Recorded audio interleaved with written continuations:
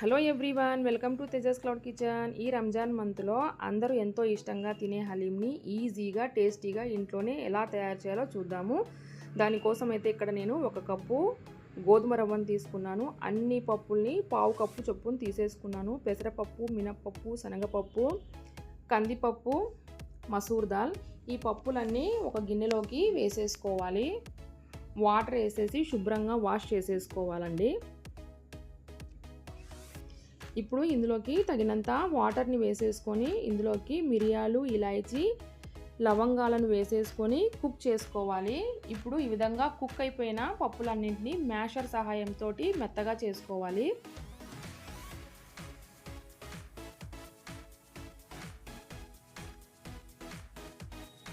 Stove on చేసి cooker పెట్టేసుకొని 1 spoon oil, 1 spoon నెయ్యి వేసుకోవాలి.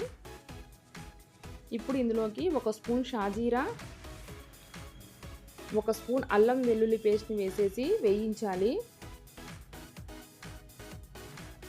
ఈ మసాలా వేగిన తర్వాత ఇందులోకి 1/2 కేజీ చికెన్ అయితే తీసేసుకున్నానండి. ఇక్కడ ఇందులోకి 1/2 స్పూన్ పసుపు, 1 స్పూన్ కారం, 1 స్పూన్ ధనియా పౌడర్, పచ్చిమిర్చి, 1/2 స్పూన్ గరం మసాలా,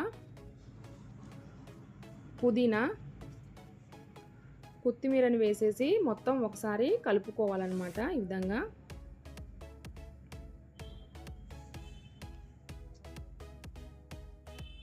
ఇప్పుడు ఇందులోకి 1 కప్పు పెరుగును వేసుకోవాలి.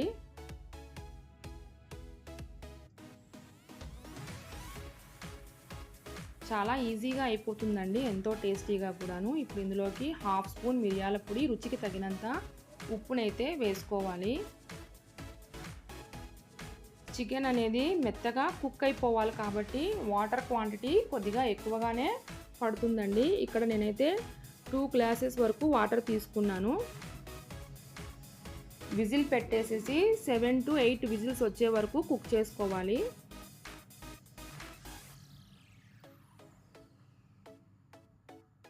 చికెన్ మొత్తం ఈ విధంగా కుక్ అయిపోయిందండి. ఇప్పుడు మ్యాషర్ని తీసుకొని ఈ విధంగా మొత్తము మ్యాష్ చేసుకోవాలండి.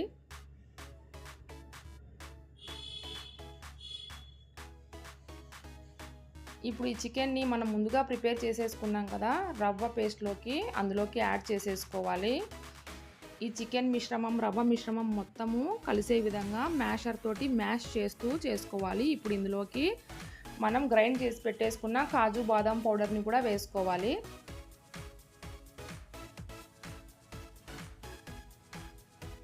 విధంగా మ్యాష్ చేయాలి, మొత్తం అంతా కలిసిపోయే విధంగా. ఫ్రైడ్ ఆనియన్స్ని కూడా వేసేసి ఈ విధంగా మనం కదుపుతూ కుక్ చేసుకోవాలి. వాటర్ క్వాంటిటీ అనేది తక్కువ పడితే వాటర్ యాడ్ చేసుకోవచ్చండి. ఇందులో పుదీనాను వేసుకోవాలి, అలాగే నెయ్యిని కూడా యాడ్ చేసుకోవాలి. నెయ్యి క్వాంటిటీ కొద్దిగా ఎక్కువే పడుతుందండి హలీంలోకి. ఇప్పుడు మళ్ళీ ఒకసారి మ్యాషర్ తోటి ఈ విధంగా మొత్తం కలుపుకోవాలన్నమాట. ఎంతో రుచిగా ఉండే హలీం అయితే రెడీ అయిపోయింది. ఇప్పుడు ఒక ప్లేట్లోకి మనం సర్వ్ చేసుకుందామండి.